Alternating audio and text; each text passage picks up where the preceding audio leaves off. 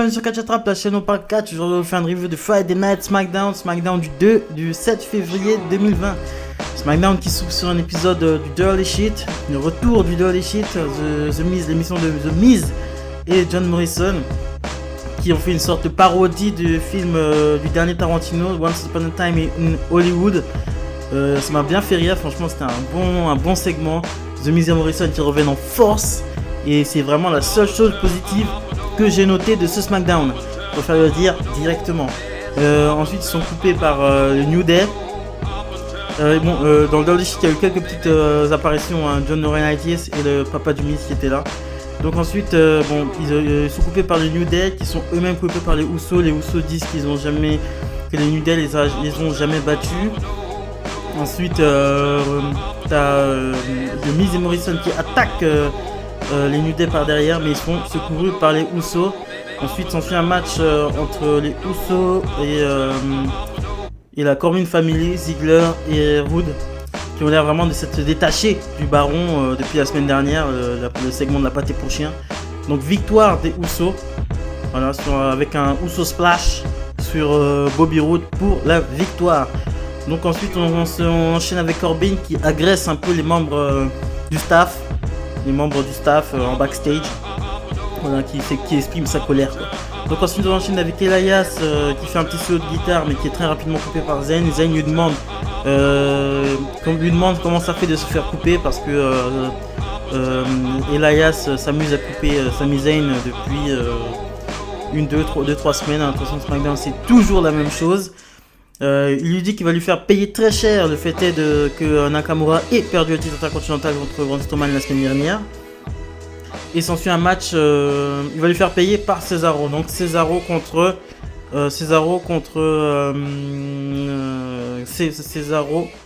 Elias.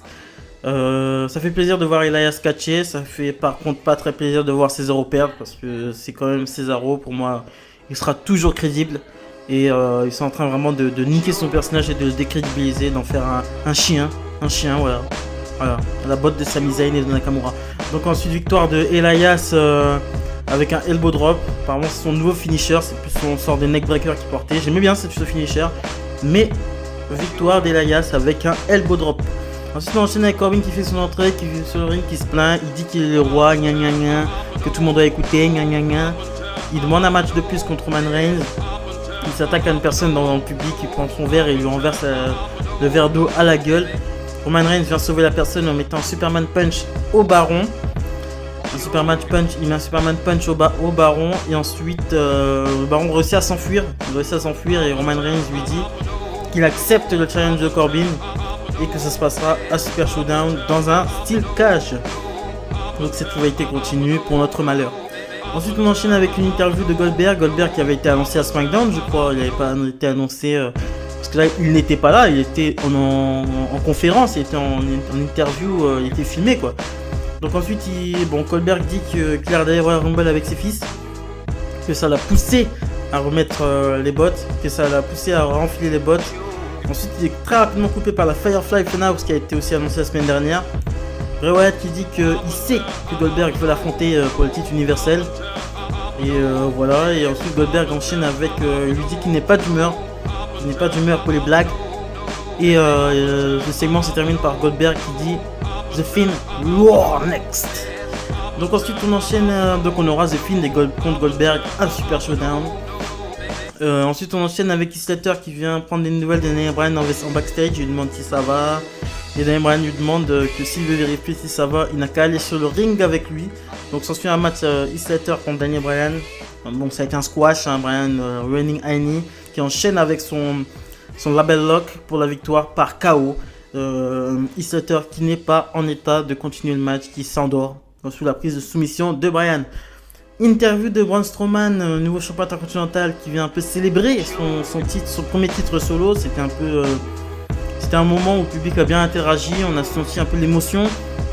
Braun Strowman a dit qu'il a gagné le Greatest Royal Rumble, qu'il a renversé des camions, qu'il a été champion par équipe avec un gamin de 9 ans. Et tout ce qui lui manquait, c'était ce titre solo, ce titre qui pourrait renforcer sa crédibilité. Il est ensuite coupé très rapidement par Sami Zayn. qui lui dit qu'il veut un match tout de suite pour le titre et pour Nakamura. Ensuite, Braun Strowman lui dit que bon, là on connaît la chanson, je suis un fighting champion, je défendrai mon titre anytime, anywhere. Sami Zayn lui dit que non, ça se fera pas cette semaine parce qu'il est plus intelligent que ça, plus malin que ça. Et voilà, blablabla. Ensuite, directement, Braun Strowman s'est fait attaquer par les Revival par derrière. Les Revival qui sont un peu à la botte de tout le monde. Hein. À chaque fois que tu as besoin d'un petit coup de main, tu donnes un peu de sous Revival, ils interviennent pour toi. Braun Strowman les met en déroute, tous. Et ensuite fait son petit tour. Vous savez, le petit tour du ring qu'il fait là. Ça fait plus trop d'effet au public, mais il le fait quand même. En coursant Sami Zayn, il se prend un Kinshasa.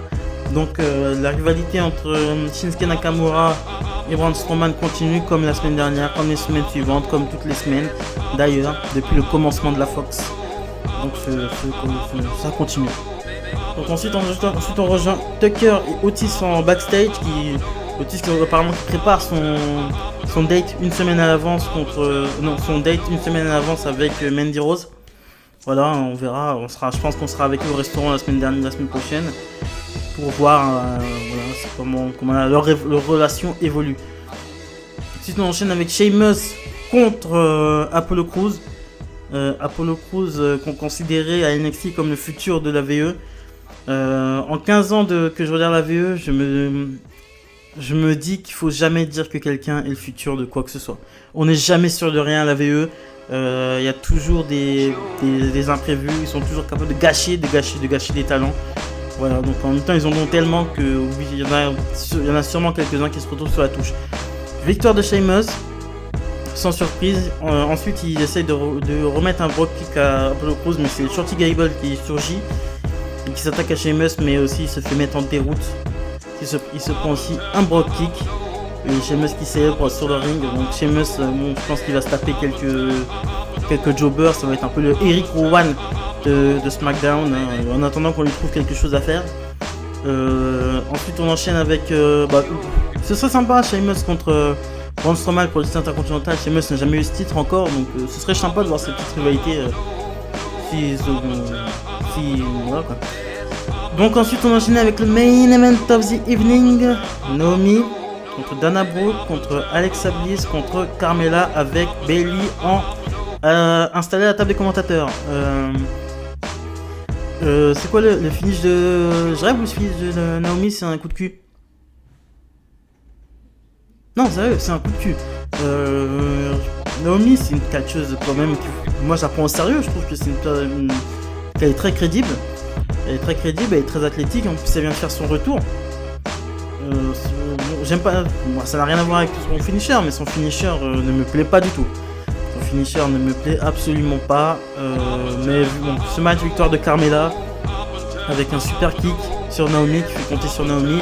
Et ensuite, elle se prend un facebuster je sais pas ce que c'était, une sorte de Russian leg sweep, mais vers l'avant, par face first, par Bayley, qui finit par célébrer avec le titre. Pourquoi Carmella? Non, pourquoi Carmella? Naomi a attaqué la semaine dernière Bayley et l'a mis en déroute. C'est largement plus intéressant un Naomi contre Bayley que un Carmella Bayley. Carmella Bayley, c'est une véritable catastrophe et ça sera une catastrophe sur le ring. Hein? Carmella, une catcheuse qu'on voit plus depuis qu'elle est plus avec Artrousse. Je ne comprends pas ce qui se passe là.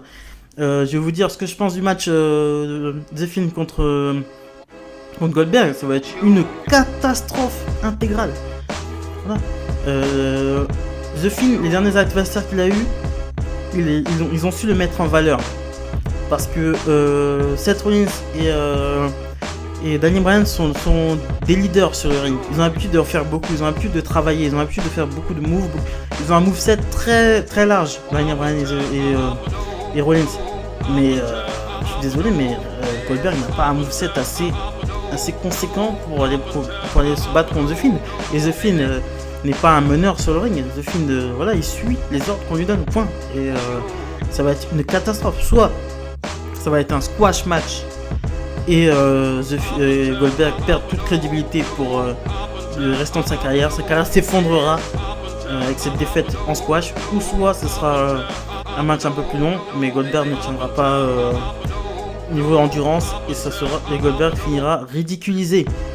Dans les deux cas, Goldberg n'en sortira pas gagnant et ne sortira pas du tout avec les éloges, à moins qu'il arrive à tenir un match plus de 10 minutes, mais je ne pense pas, vu ce qui s'est passé l'année dernière avec Undertaker, cette catastrophe qui s'est passée l'année dernière avec Undertaker. Il décide de réitérer les choses. Je trouve ça très inquiétant. Qui réitère les choses. Franchement, je trouve ça très inquiétant.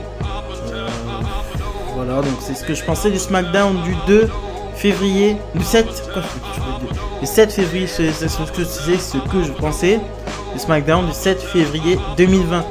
Abonnez-vous, likez, c'est très important pour le développement de la chaîne. Salut les amis!